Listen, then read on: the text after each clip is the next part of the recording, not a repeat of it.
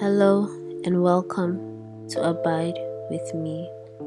I pray that these readings and verses find you well and add a little bit of light to your day. Please don't forget to like, share, and subscribe. And let us know, have you come across any of these verses before? Which is your favorite? And do you have any extra verse that could come in handy for a brother or sister in need? Please let us know in the comment section down below. Thank you and enjoy. Matthew chapter 22, verse 1 to 14. Jesus again used parables in talking to the people. The kingdom of heaven is like this. Once there was a king who prepared a wedding feast for his son. He sent his servants to tell the invited guests to come to the feast, but they did not want to come. So they sent other servants with this message for the guests. My feast is ready now. My bullocks and prize calves have been butchered, and everything is ready. Come to the wedding feast. But the invited guests paid no attention and went about their business. One went to his farm, another to his shop, while others grabbed the servants, beat them, and killed them. The king was very angry, so he sent his soldiers, who killed those murderers and burnt down the city. Then he called his servants and said to them, My wedding feast is ready, but the people I invited did not deserve it. Now go to the main streets and invite to the feast as many people as you can find. So the servants went out into the streets and gathered all the people they could find, good and bad alike. And the wedding hall was filled with people. The king went in to look at the guests and saw a man who was not wearing wedding clothes. Friend, how did you get in here without wedding clothes? The king asked him, but the man said nothing. Then the king told the servants, Tie him up, hand and foot, and throw him outside in the dark. There he will cry and grind his teeth. Once there was a man who was about to go on a journey. He called his servants and put them in charge of his property. He gave each one according to his ability. To one, he gave 5,000 gold coins. To another, he gave 2,000. And to another, he gave 1,000. Then he left on his journey. The servant who had received the 5,000 coins went at once and invested his money and earned another 5,000. In the same way, the servant who had received 2,000 earned another 2,000 coins. But the servant who had received 1,000 went off, dug a hole in the ground, and hid his master's money. After a long time, the master of the servants came back and settled accounts with them. The servant who had received 5,000 coins came in and handed over the other 5,000. "You gave me 5,000 coins, sir," he said. "Look, here, I have another 5,000 that I have earned." "Well done, you good and faithful servant," said his master. "You have been faithful in managing small amounts, so I will put you in charge of large amounts. Come on in and share in my happiness." Come on in and share in my happiness. Then the servant who had been given 2,000 coins came in and said, "You gave me 2,000 coins, sir. Look, here I have another 2,000 that I have earned." "Well done, you good and faithful servant," said his master. "You have been faithful in managing small amounts, so I will put you in charge of large amounts. Come on in and share in my happiness." And the servant who had received 1,000 coins came in and said, "Sir, I know you are a hard man.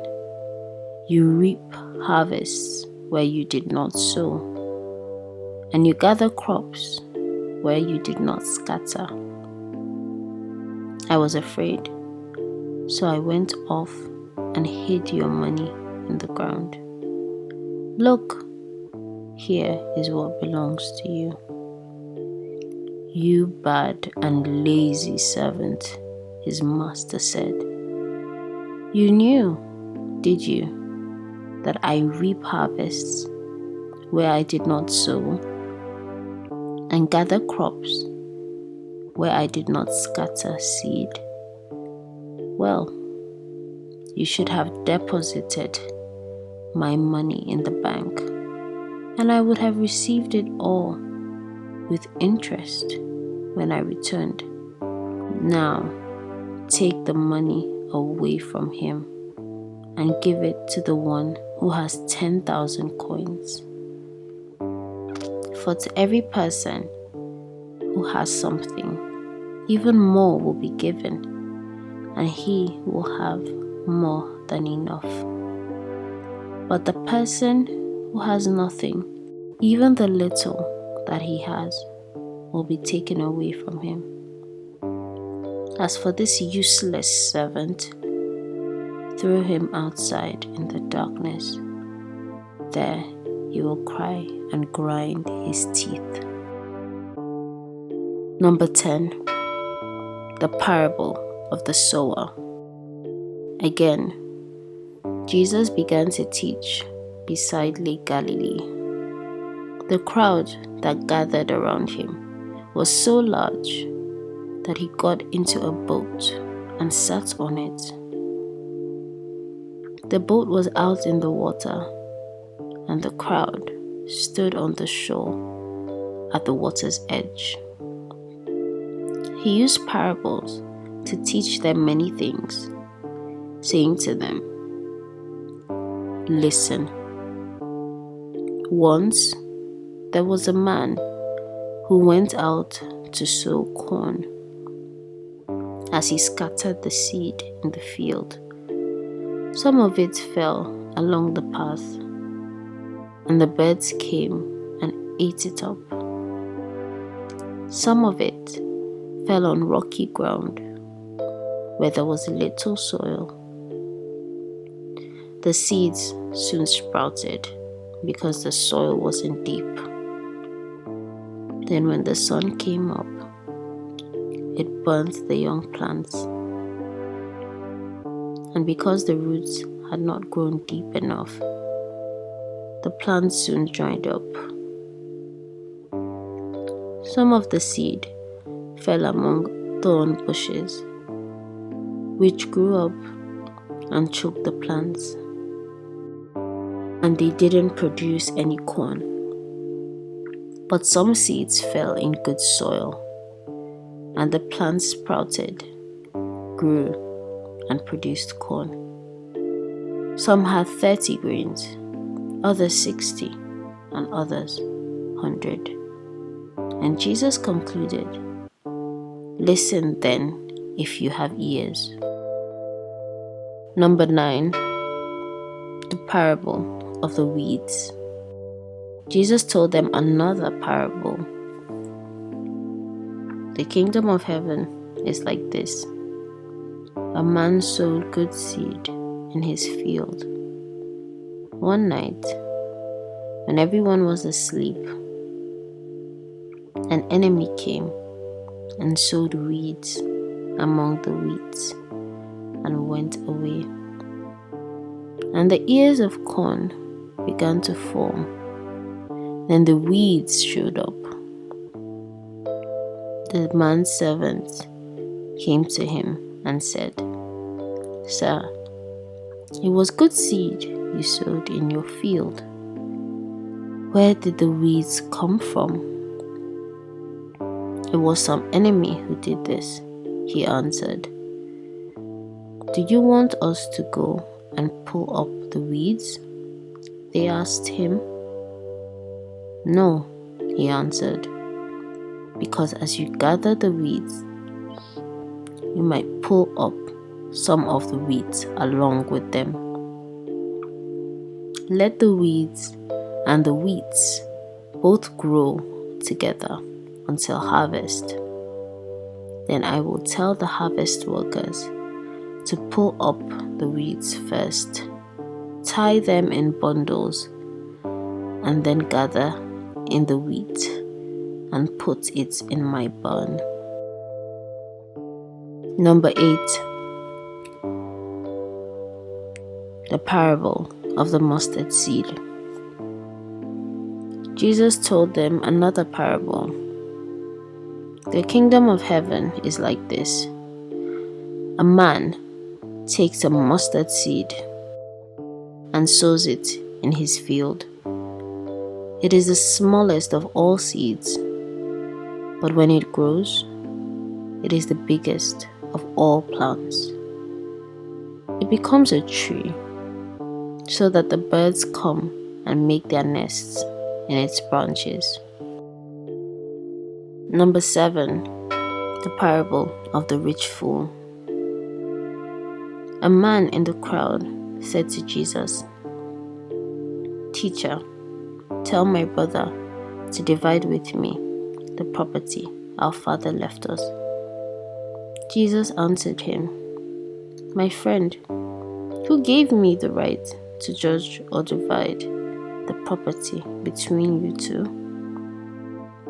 And he went on to say to them all, "Watch out and guard yourself from every kind of greed, because a person's true life is not made up of things he owns, no matter how rich he may be." Then Jesus told them this parable. There was once a rich man who had land which bore good crops. He began to think to himself, "I haven't anywhere to keep all my crops. What can I do? This is what I will do," he told himself. "I will tear down my barns and build bigger ones, where I will store my crop and all other of my goods. Then I will say to myself, 'Lucky man, you have all the good things you need for many years. Take life easy, eat, drink, and enjoy yourself.' But God said to him, 'You fool, this very night you will have to give up your life. Then will you get all these things you have kept for yourself? Then who will get all these things you have kept for yourself?' And Jesus concluded, This is how it is with those who pile up riches for themselves, but are not rich in God's sight." Number 6. The parable of the lost sheep. One day, many tax collectors and other outcasts came to listen to Jesus.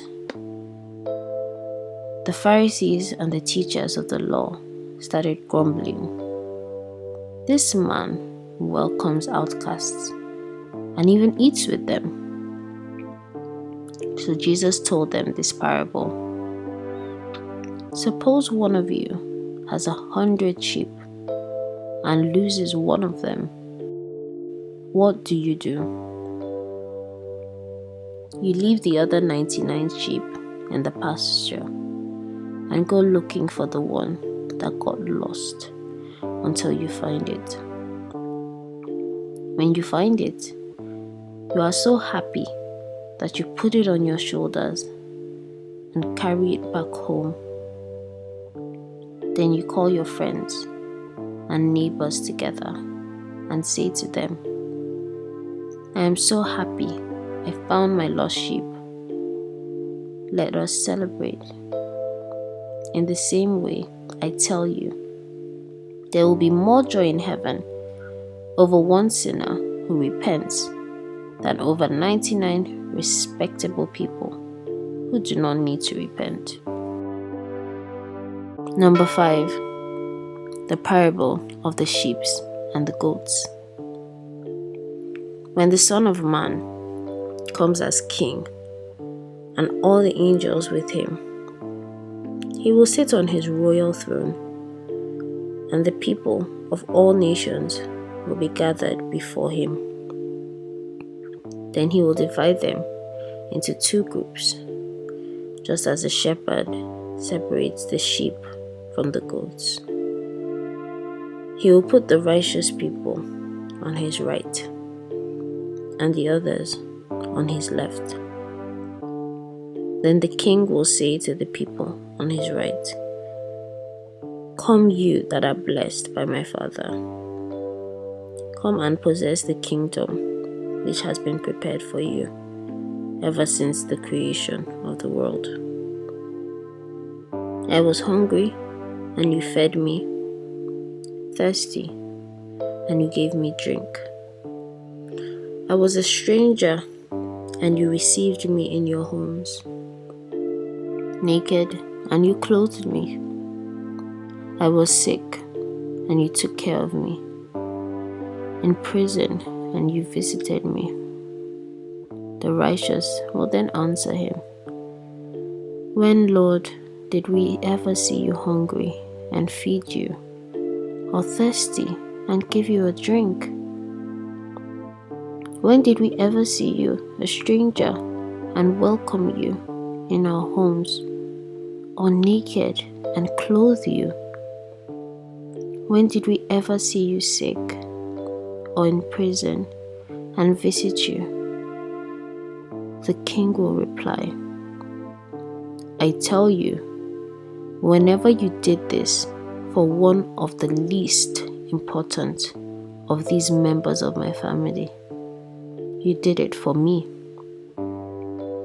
Then he will say to those on his left, Away from me, you that are under God's curse, away to the eternal fire, which has been prepared for the devil and his angels. I was hungry, but you would not feed me, thirsty, but you would not give me a drink. I was a stranger, but you would not welcome me in your homes, naked, but you would not clothe me. I was sick and in prison, but you would not take care of me. Then they answered to him, When, Lord, did we ever see you hungry, or thirsty, or a stranger, or naked, or sick, or in prison, and would not help you?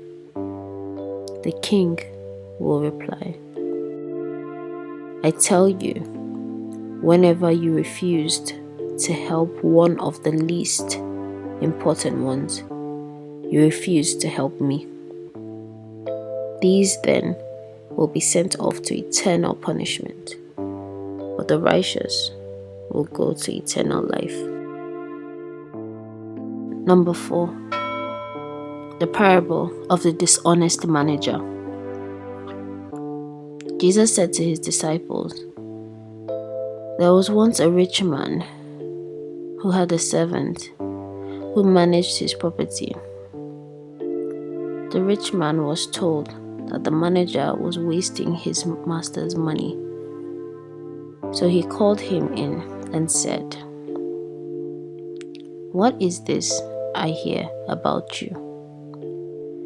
Hand in a complete account of your handling of my property, because you cannot be my manager any longer.'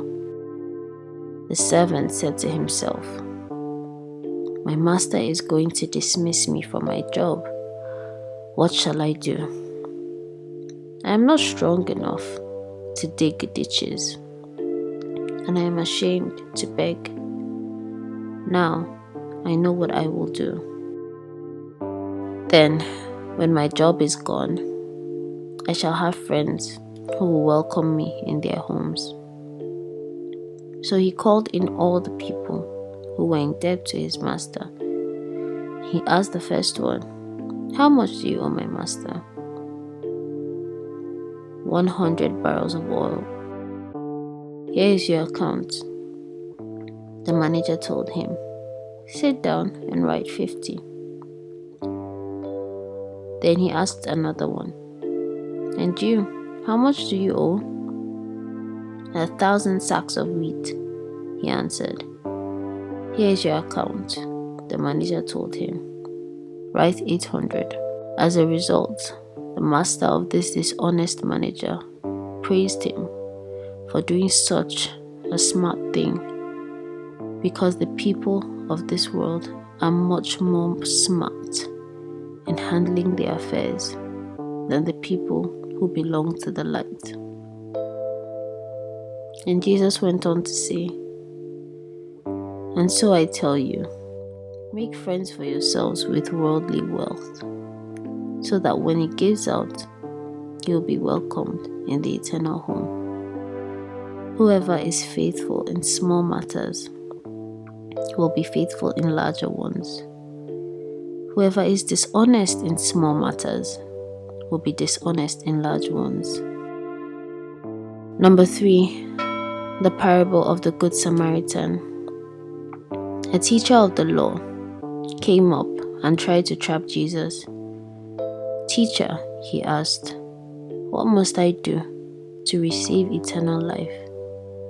Jesus answered him, 'What do the scriptures say? How do you interpret them?'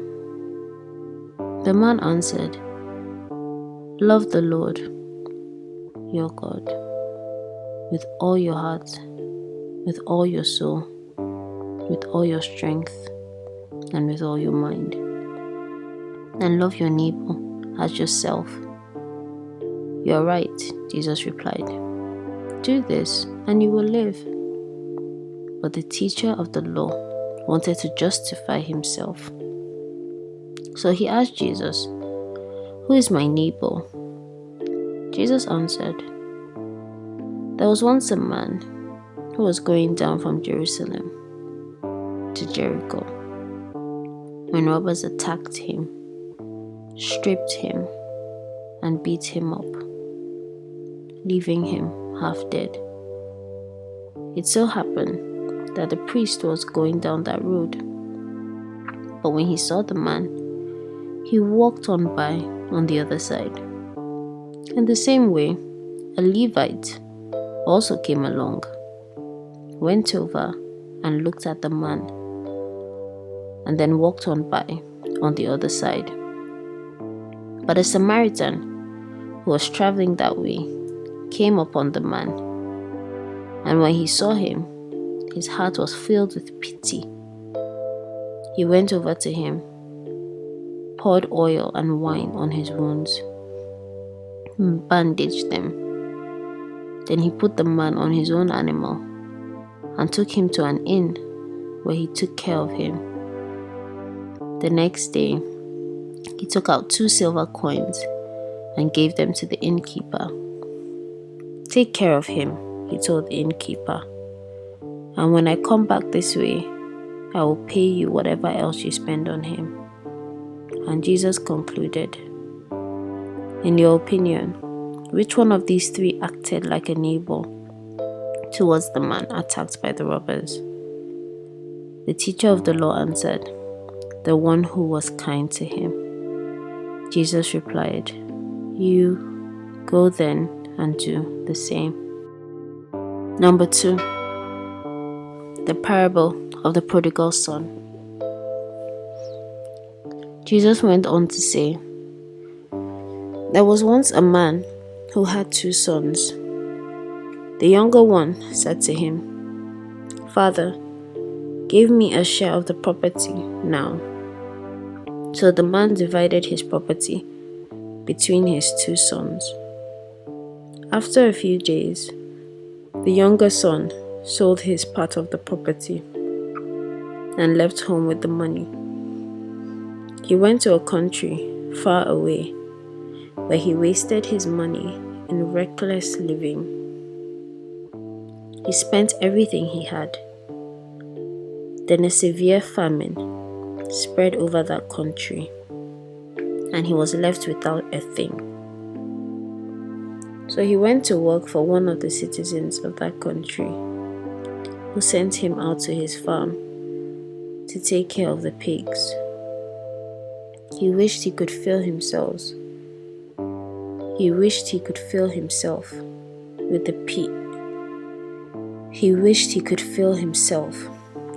bean pods the pigs ate, but no one gave him anything to eat. At last he came to his senses and said, 'All my father's hired workers have more than they can eat, and here I am about to starve. I will get up and go to my father and say, Father, I have sinned against God and against you. I am no longer fit to be called your son. Treat me as one of your hired workers.' So he got up and started back to his father. He was still a long way from home. When his father saw him, his heart was filled with pity. He ran, threw his arms around his son, and kissed him. 'Father,' the son said, 'I have sinned against God and against you. I am no longer fit to be called your son.' But the father called his servants. 'Hurry,' he said. 'Bring the best robe and put it on him. Put a ring on his finger and shoes on his feet. Then go and get a prize calf and kill it. Let us celebrate with a feast. For this son of mine was dead, and now he is alive. He was lost, but now he is found.'" Number 1, the parable of the unforgiving servant. Then Peter came to Jesus and asked, "Lord, if my brother keeps on sinning against me, how many times do I have to forgive him? 7 times?" "No, not 7 times," answered Jesus, "but 70 times 7. Because the kingdom of heaven is like this. Once there was a king who decided to check on his servants' account. He had just begun to do so when one of them was brought in who owed him millions of pounds. The servant did not have enough to pay his debt, so the king ordered him to be sold as a slave, with his wife and his children and all he had, in order to pay the debt. The servant fell on his knees before the king. 'Be patient with me,' he begged. and I will pay you for everything." The king felt sorry for him, so he forgave him the debt and let him go. Then the man went out and met one of his fellow servants who owed him a few pounds. He grabbed him and started choking him. "Pay back what you owe me," he said. His fellow servant fell down and begged him, "Be patient with me, I will pay you back." But he refused. Instead, he had him thrown into jail until he should pay the debt. When the other servants saw what had happened, they were very upset and went to the king and told him everything. So he called the servant in. "You worthless slave," he said, "I forgave you the whole amount you owed me, just because you asked me to. You should have mercy. You should have had mercy on your fellow servants, just as I had mercy on you." The king was very angry, and he sent the servant to jail to be punished until he should pay back the whole amount. And Jesus concluded, "That is how my Father in heaven will treat every one of you, unless you forgive your brother from your heart."